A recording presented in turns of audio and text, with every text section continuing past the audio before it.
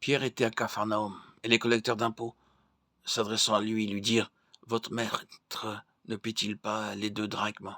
Impulsivement, il répondit oui. Il ne s'était même pas posé la question de savoir si Jésus était ou non obligé de payer le demi-cycle du sanctuaire. Lorsqu'il fut rentré dans la maison, Jésus aussitôt lui demanda: Simon, qu'en penses-tu? Les rois de la terre, de qui perçoivent-ils des taxes ou un tribut? De leurs fils ou des étrangers? Simon répondit aussitôt: Des étrangers. Jésus ajouta: Donc, les fils sont libres. Jésus disait en effet: Pierre, la question n'est pas de savoir si je dois ou non payer cette taxe, ou bien si je suis obligé ou non de le faire. Ce n'est pas à nos yeux un détail insignifiant. Il touche au fait même de l'incarnation qui est primordial pour le christianisme. Il ne s'agit pas de savoir, voulait-il dire, si je dois payer ou si je ne dois pas payer, mais qui suis-je? Suis-je ou ne suis-je pas le Fils de Dieu? Si je suis un homme, comme les autres hommes, alors je dois payer cet impôt. Lorsque peu de temps avant cet incident, Jésus demanda à ses disciples: Que disent les hommes que je suis? Ils répondirent: Les uns disent Jean-Baptiste, d'autres Élie, et d'autres Jérémie ou l'un des prophètes.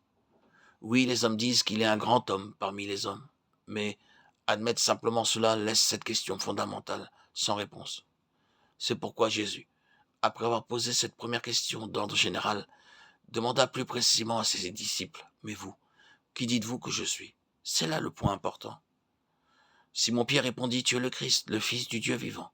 Jésus, reprenant la parole, lui dit: Tu es heureux, Simon, fils de Jonas, car ce ne sont pas la chair et le sang qui t'ont révélé cela, mais c'est mon Père qui est haut dans les cieux. Et moi, je te le dis que tu es Pierre, et que sur cette pierre, je bâtirai mon église, et que les portes du séjour des morts ne prévaudront point contre elle. Matthieu 16. La pierre de fondation de l'église, c'est que Jésus-Christ est le Fils du Dieu vivant. La confession de Pierre à Césarée de Philippe était basée sur une révélation divine. Mais maintenant, à Capharnaüm, il avait perdu de vue cet aspect si important.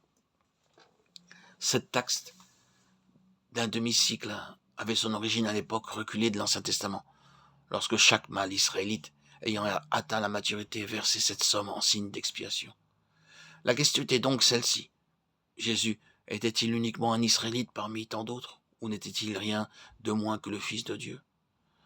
La question fondamentale à laquelle on doit répondre, ce n'est pas de savoir ce que Jésus a fait, mais de savoir qui il est. À Capharnaüm, Jésus confronta Pierre avec la question la plus fondamentale du christianisme. Cependant, ayant montré clairement à Pierre que, puisqu'il était le Fils de Dieu, il n'était pas obligé de payer cette taxe. Et comme son geste pouvait aussi être un sujet de trouble pour les autres, il dit à Pierre: Va à la mer, jette l'hameçon, et tire le premier poisson qui viendra.